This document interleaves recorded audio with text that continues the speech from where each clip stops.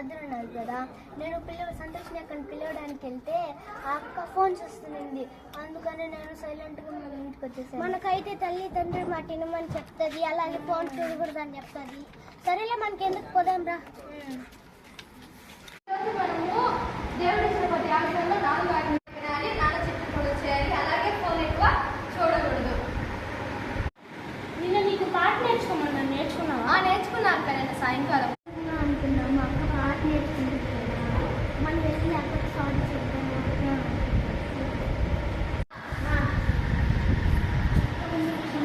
ఎందుకంటే నిన్న సాటర్డే నేను చర్చికి పిలవడానికి వచ్చాను.